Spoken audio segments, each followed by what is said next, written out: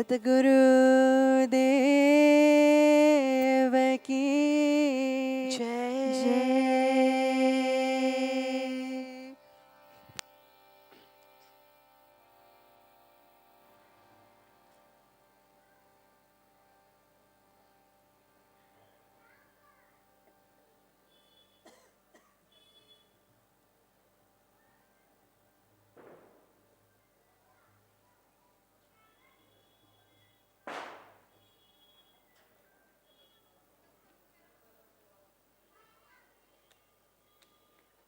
Welcome to Satsang.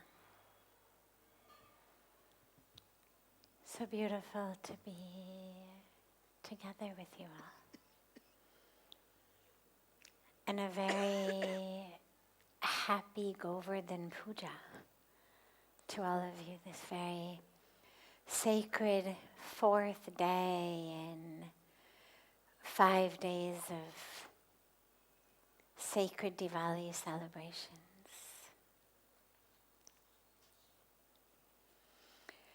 Starting as always with one of the questions from our online, internet, global audience. And then we'll open it up to any questions that any of you have.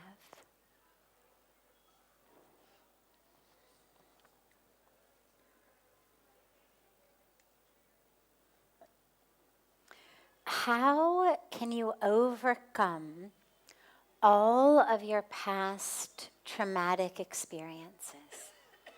How to overcome all of your past traumatic experiences?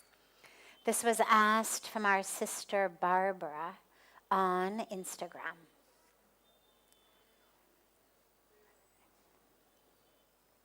So, trauma actually is something that impacts and affects the very fabric of who we are, the very nature of who we are. And it ripples through who we are, changing it.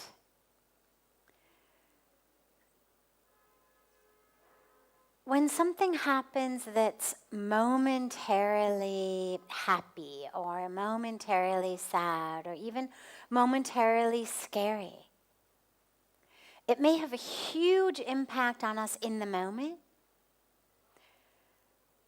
but then it dissipates. We come back to equilibrium. But when trauma happens, whether it's a one-time thing or whether it's a many-time thing, when trauma happens, it actually changes who we are.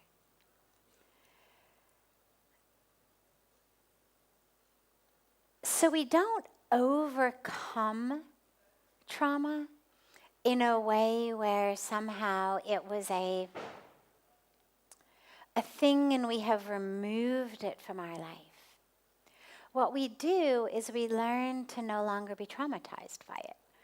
We learn to no longer have it dictate our lives. So normally the way that trauma ends up handicapping us is it makes us freeze, it paralyzes us, it makes us incapable of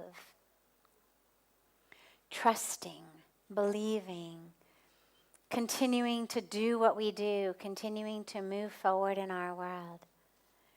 It may send us into depression, it may send us into anxiety, it may send us into addiction. But it does all of that because it attaches an event that happened, whatever it was that was traumatic, an event that happened with our current mental, emotional, nervous system state.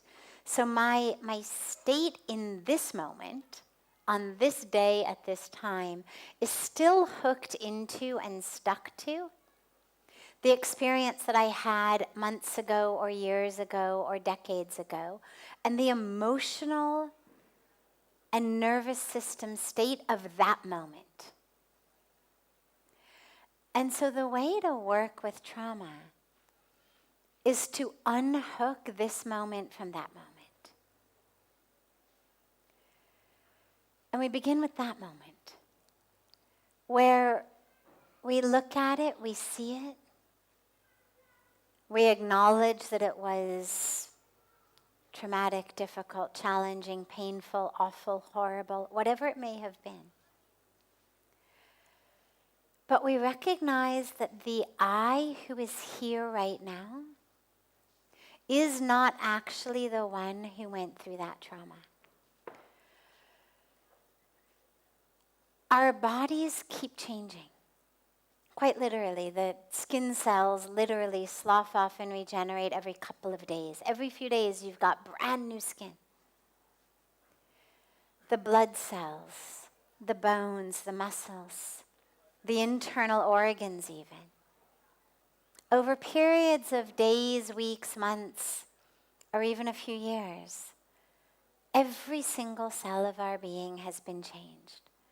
And so working with trauma and overcoming trauma is really a deep experiential awareness of the fact that, yes, that which happened, horrible, awful, and I who am here in this present moment am not the being who had that experience.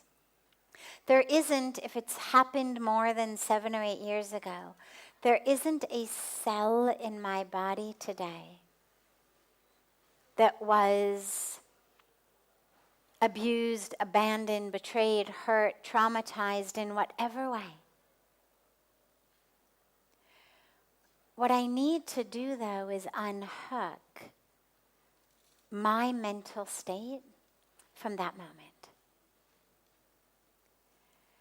And one of the most powerful ways to do that is forgiveness. When we're able to forgive whoever it was, because trauma isn't always done by someone, but very frequently it is. Again, not always. Sometimes it's an earthquake. Sometimes it's a fire. But most of the trauma that most of us have experienced was at the hands of someone else. Knowingly, unknowingly, intentionally, unintentionally. That person has harmed us in a way that wasn't just painful, but that actually is trauma, that actually has left a ripple, an impression, an impact upon the very fiber of our being. So the first thing we do is we forgive them. And that doesn't mean that what they did was okay. Forgiving is not condoning. It's not saying, hey, that was great, do it again. It's not saying you should do it to someone else. It's not saying it wasn't such a big deal. It's saying one thing and one thing only, which is, I deserve to be free. Whatever happened, I still deserve to be free. Whatever happened did not change my core birthright for freedom. But in order to exercise that, I need to forgive. And so the first step in overcoming that is really forgiving, letting it go. And the second step is that deep personal awareness through a meditative practice, through a contemplative practice, to recognize that isn't me. That's not me. I know in my life, when I first came here at the age of 25, I was identified by, paralyzed in many ways by, deeply, deeply, deeply impacted, affected by trauma that I had experienced approximately 20 years earlier. And when I finally realized, wow, the woman who is standing here today on the banks of Ganga doesn't share one cell with the girl to whom that happened. And so I can feel incredible compassion for her, incredible sadness for her, incredible love for her, and I don't need to be paralyzed because it isn't me. If someone said to me, show me the part of you that was abused, show me the part of you that was harmed, I couldn't. No longer exists. Every cell of it has been regenerated. All I could show is habitual mental patterns that I was carrying for 20 years. Carrying, creating, recreating, recreating, recreating, recreating. And that's what we do. And so that really important aspect of trauma is the awareness that this of today is not the one to whom that happened. And we work on the forgiveness. There's also some really powerful, depending on the way that the trauma has impacted you, there's some really powerful, quite simple, not simplistic, but quite simple, behavioral and cognitive behavioral techniques that can be used to really help unhook this moment from that moment. For example,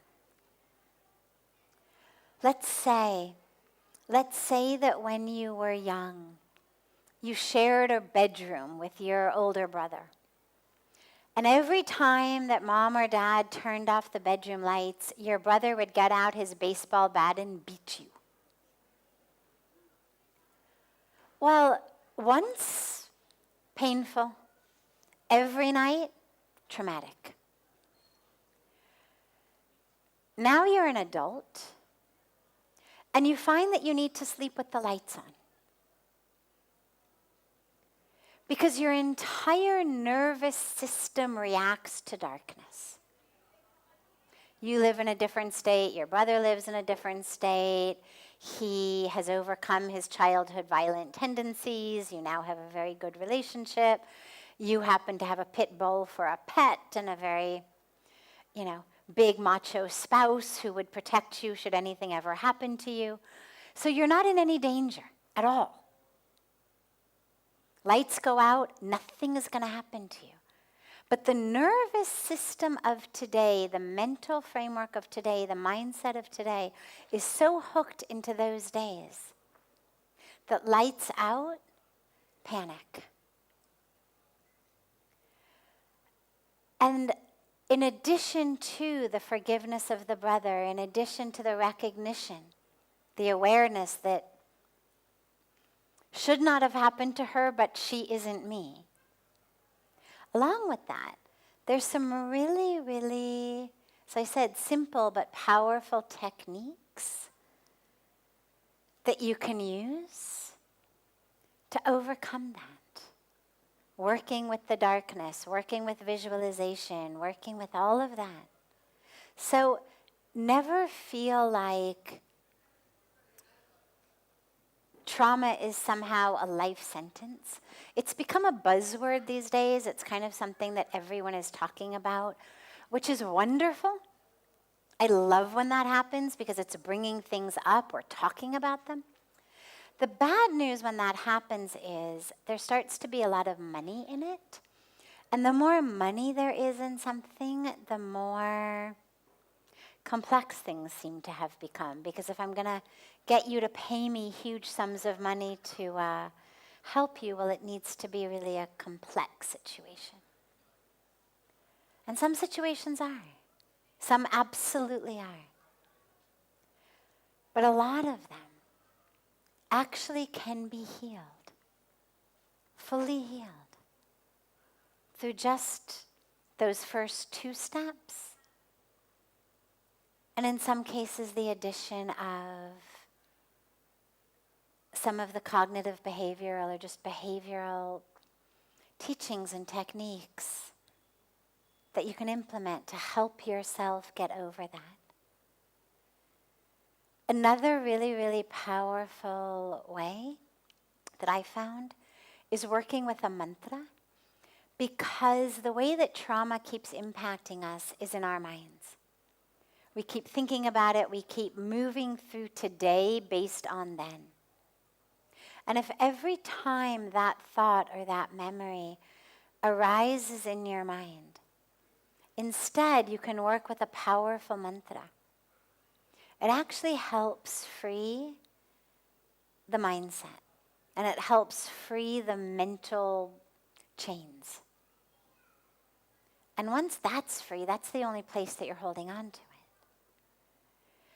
The last piece that I would say is working with the body, things like yoga.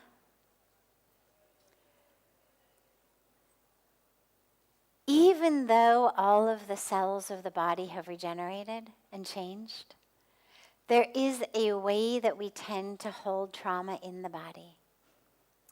And the more that I can mindfully work with my body through a practice like yoga, or a practice like Tai Chi, or Qigong, or these practices that really bring us into movement, stretch, flexibility, strength, but with a lot of mindfulness, you'll find that as you are able to free the body, the mind actually frees along with it. Sometimes it's easier to go in actually through the body than through the mind. So try all of these. And as I always remind people, there's nothing to be ashamed of to get professional help. I know in India there's a big taboo around therapists and psychologists and whatnot, but there really shouldn't be. Having someone with a skill to help you sort through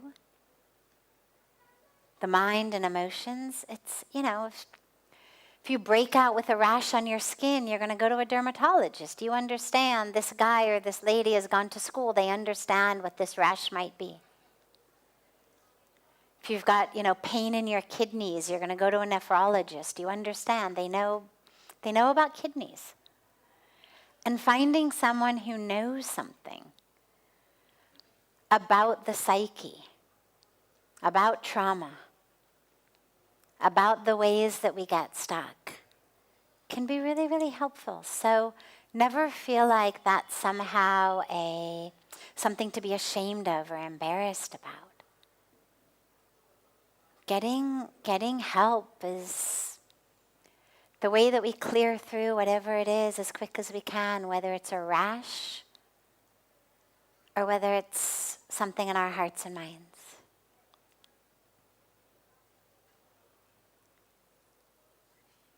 Other questions? Any questions that anyone here has? Yeah. He's just... Jai Gurudev Mataji, thank you for all the activities. I really appreciate it. Mataji, my question is how to develop infinite patience to handle all... भैया ये mic ठीक कर दो है ना उनके लिए. जब हेल्प करते तो थोड़ा सा से ठीक कर देना ताकि सुन सकेंगे. Just one sec.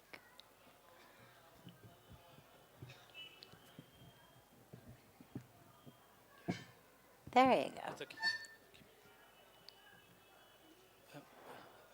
Mataji, how to develop infinite patience to handle all types of people in our life? Infinite patience to handle all types of people in our life. It's really simple, actually. Not easy, but simple. The shift is from thinking I'm handling them to realizing I'm handling myself. I don't have to handle them. They've got their own karmic package. They're going to handle themselves or not handle themselves. That is not my responsibility. The moment you think you've got to handle someone else, you are setting yourself up for frustration and failure. All you have to do is handle yourself. Handle your reaction to them. And that's really simple. And it's one very simple question to yourself, which is this person's obnoxiousness, annoyance, habit, anger, confusion, illusion, ego, whatever it may be, is it actually worth my peace? Is it worth it? Simple question. And you get to decide. I'm not going to give you the answer because it's not up to me, it's up to you. If you decide that it's worth it, then let yourself get upset. Let yourself get frustrated. Let yourself get triggered. But what most of us realize is it's not worth it. Are people in the world ignorant? Absolutely. Are people living in illusion? Absolutely. Are some people obnoxious? Absolutely. Are people annoying? Absolutely. Are people mean? Absolutely. Now, of course, at the core, we're all divine, but it's not someone's soul that's bothering me. It's their personality complex. So we're not talking about the divinity of their soul. We're talking about the difficulty with their personality complex. Yeah, there's a lot of obnoxious, annoying, ego-filled, ignorant-filled people out there. But is it worth it to lose your peace because of it? Your whole life will go. There's a beautiful story that Pujya Sadhviji tells from when he was young, which for me illustrates this really beautifully. When he first came here and he was a teenager and then in his early 20s and a student, but the ashram heads recognized him, like they knew there was something very, very, very special about him. And so he was given a lot of very special responsibilities. And one summertime, a very, very revered saint from Vrindavan came and was living on the banks of Ganga, upriver a little bit. But he would come every day to give lectures here at Parmarth. And Swamiji was given the seva of going to pick him up and walking him back to the ashram. Just a sign of respect to just go and receive him and bring him. Now, at that time, there were not shops in the marketplace like today, but there were lots of cows and dogs and other people and whatnot. And the pathway was much more narrow than it is now. And so, as Swamiji was bringing him, he would move away all of the cows and dogs and people and, try to get everybody out of the way to clear this beautiful, respectful path for this saint to walk on. And was feeling very happy with himself that he had successfully, gotten all the cows out of the way and the people and the dogs. And when they finally get to the ashram, this saint said to him, and he said it in Hindi, so I'll give it in Hindi first, and then I'll give the English. And he said to him, "Ki kis ko hatate rahoge? Apne rasta bana ke chalo." Who are you going to keep trying to remove from your path? What are you going to keep trying to remove off of your path?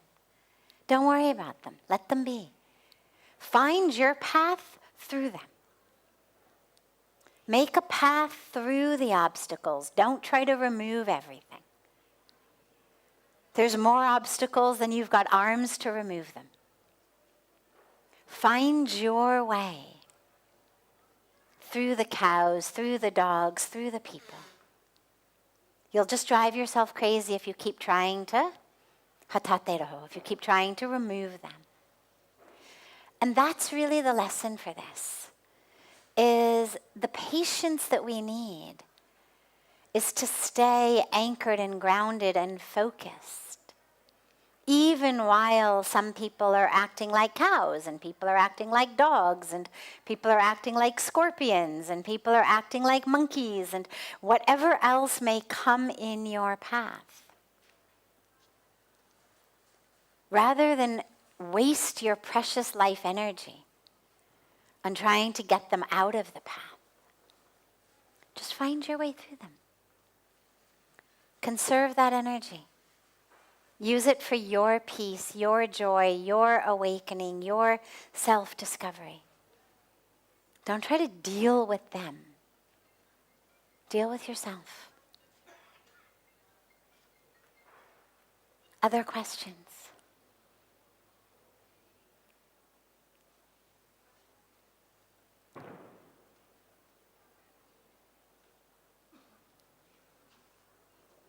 Yes, in the back. Just come forward. We have a mic right here.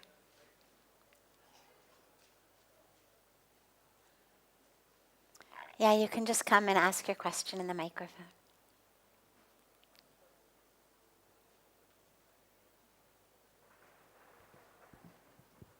Namaskar, Guru Mata.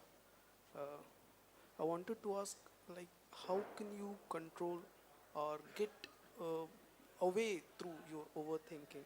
You think too much. I'm so sorry. How to control? Or I'll say how to go along with the overthinking cognitive behavior of your mind. Overthinking. Yeah. So, the nature of the mind is to jump around. There's a reason that even in our scriptures it is called the monkey mind. It is the nature of the mind. It's like saying, I've got this puppy dog, could somebody please make it sit still? Or I've got this 2 or 3-year-old toddler, could somebody please make them sit still? It is the nature. You would worry if you had a 2-year-old who just sat still. Right? I mean, the doctors would say, let's run some tests. You know, this is not actually normal. If you got a new puppy and the puppy just sat there, you'd say, maybe I got a, defective puppy. Maybe there's something wrong with the puppy. Because we understand their nature is to run around. And that is the nature of the mind. Now, like a puppy, the mind can be trained. Like a young toddler, as you work with the mind, it grows. A 2-year-old won't sit still, but a 22-year-old will. Luckily, we don't have to wait 20 years for the mind to mature and blossom. You can work with it. But understand that that is the nature of the mind, so you don't feel like you've got a defective mind or there's some problem with your mind. That is the nature of the mind. How do you work with it? Number 1, mantra. Fantastic, fantastic tool. Number 1, if it's a Sanskrit mantra, if it's a Vedic mantra, you've actually got the power of the reverberation of that sound in you that has its own power. But also, even at the bare minimum, what the mantra does is it brings all of the mind into one place. Like if you have your puppy running around and you give it a bone, you give it one thing to do. It'll actually stay in one place for a while as long as it's got the bone or a toy. At the most basic level, the mantra is that for the mind. But again, it's also a lot more powerful than that. Because it's actually also the science of sound. So you get a lot more benefits from a mantra, but at the bare minimum you're getting one place to hook the mind in. Number 2, practice meditation. It's very difficult and nearly impossible to bring a practice of quieting the mind in our daily life if we're not having a seated practice in which we are working exclusively on the mind. See, when I meditate, I'm not worried about what my arms are doing or my legs are doing or getting my lunch into my mouth and eating it. I'm not worried about speaking on the phone or working on a computer. I'm not worried about anything else. I don't have to walk down the street and make sure I don't trip. I have no other responsibilities. Body is still, not eating, not talking, not even looking. My eyes are closed. So it gives us that space to work exclusively with the mind. And what that does is it starts building what I call the mind muscle. Biologically, biochemically, the brain is not actually a muscle, like it's not made from the same fibers that muscles are made from, but it works very much like a muscle. Exactly what you teach it to do, exactly what you train it to do, exactly what you do a lot of, is what it's going to become very, very good at. So we bring in a practice of meditation, a seated practice, ideally twice a day, morning and evening. And don't worry if you don't have 2 hours, 20 minutes. But sit and work with the mind. It's going to wander. First thing everybody says when they start to meditate is, I can't meditate because my mind is all over the place. Well, that's why we meditate. I mean, ultimately we meditate for self-realization and God realization, but the first thing we have to do long before we can realize God or realize the self or awaken to the divine is create some space in my mind. There has to be room for those experiences to come. So the very first thing that meditation actually does for us, most of us, is it enables a spaciousness in the mind into which powerful awareness, powerful experience emerges. So the mind will wander. You'll bring it back.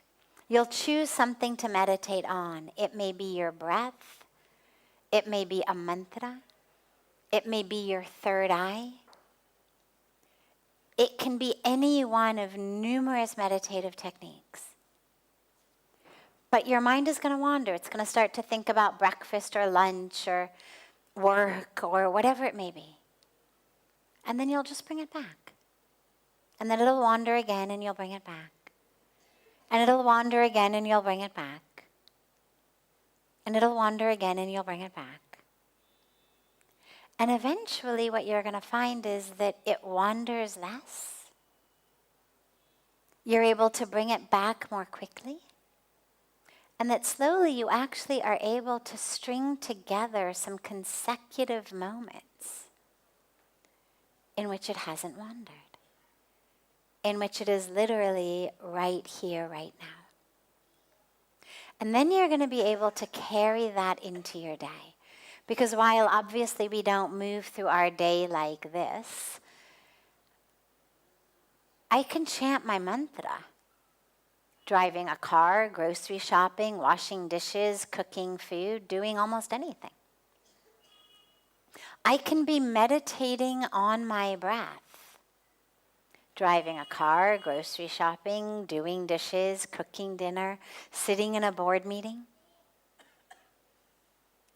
I can be doing all of that with open eyes, moving through the world. And so then you start to bring the meditation into your daily life. And that's the only way to do it. Most of us try to work with the mind by the mind. And so we start to think about how I'm going to stop thinking so much. And we simply think about it. How am I going to stop thinking so much? Well, all right, maybe I could, and we just keep thinking. You can't use the mind to free yourself of the mind in any way other than letting the mind be an ally to get you to sit for meditation, letting it bring awareness back to the breath or the mantra. You cannot figure out how to stop overthinking. All that does is make you overthink more. You've got to actually give yourself an experience of a stillness. And then that will just become your pattern. Another really good practice is silence. Now it's interesting because in silence, it's only our mouth that is silent, and you're talking about what's going on in the brain.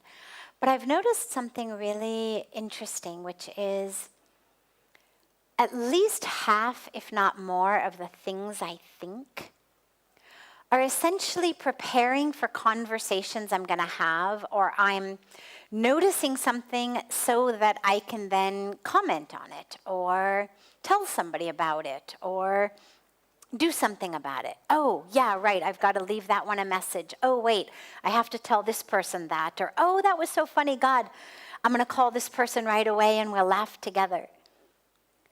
A huge percentage of what we think is actually in preparation for something we're going to say. But if you're in silence, and so you know, neither are you going to comment on it to that person, nor are you going to call someone else and tell them about it, the mind actually starts to quiet down a lot. The mind starts to realize there's no point of this, because by the time I come out of silence, this is no longer going to be so interesting. The comment will not be funny or pertinent or of any value 5 hours later or 2 days later or a week later. It's a kind of in-the-moment thing, and if you're not going to say it in the moment, forget it. To go back to somebody, half a day later and say, that thing you said earlier today, well, here's my comment. Life has moved on. You'd feel childish. They would think you were childish. So by going into a practice of silence, I have found that actually the mind automatically quiets a lot. In the times that I've had the blessing to go into some days strewn together of silence, even though it was only the lips, the mind automatically actually became a lot quieter. So it's a beautiful practice, whether it's a few hours a day a week, a few days at the turn of a season, a few days a month, kind of whatever your schedule will allow. But it's a really, really beautiful and powerful practice. Wonderful. Have a beautiful rest of your evenings. A beautiful day to our family joining us through the gift of technology online. And I look so forward to being together again tomorrow. And so much love to you.